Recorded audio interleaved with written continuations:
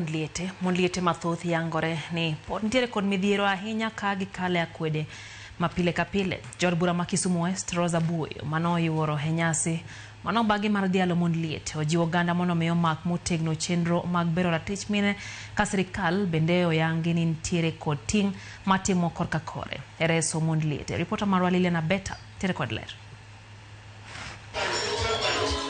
E odiochieng' dhialo Mondliete, mon maromo 3,000 noyuoro e nyasino ma bende nobag e boma ma Kisumu koriwre kod riwruog Mondliete mar Nyanam Widows.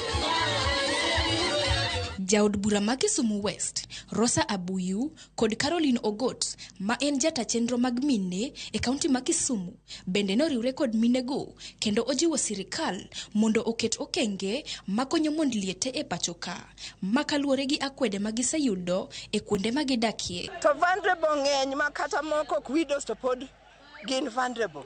Omiyo wamedo mana kwayo sirikal ni wabede gi specific programs mana mag widows kende. Iyudo ka ng'ato biro ni hoye kata ng'ato biro ni koro dwa bedo yuore to kar konyo timayogi. Jadolo ma ACK Bondo, Emilio Nyango, ma bende ne en wendo modhial e nyasino, ojiwo mine mondo oti kod ratiro margi e donjo e lemo mag telo, ka bende oseyo akweda mag Mondliete e lemo mag dongruok. Iwachoga ni widows nyaka teri e kibed go authority mar timo gimoro.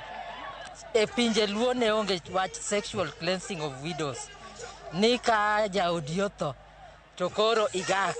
Moko kuom Mondliete bende owacho moko kuom midhiero magisekaloe nyaka ne gibed Mondliete.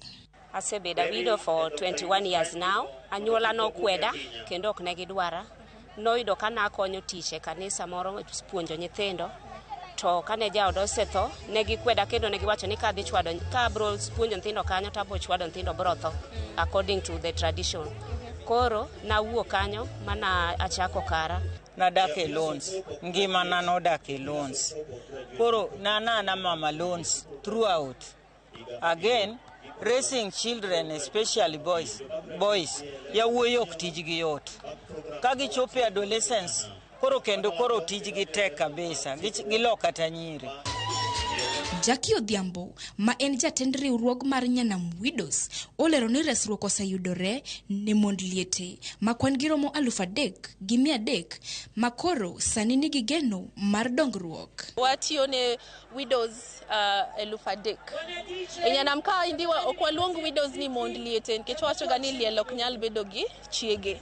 Koro waluongo widows ni Mondruoth kata mana miyo ma jaode osenindo. Koro kaka Nyanam mane tijwa mwatiyo watego mon ma joutgi osenindo mondo bed jotelo makare makelo lokruok mabeyo e udigi to kod e gwengegi kuma giaye. E dhialo odiochieng' Mondliete, mor gi hilo opong'o wengegi kendo kwayo gi maduong' ne jopiny en mondo kik kwedgi makalure ni gin bende gin gi duon e alwora margi. Lilian Abeta, Ramogi TV, Kisumu. Kaporo ang'eyo wechego motenre kod dhialo Mondliete nyakwara mga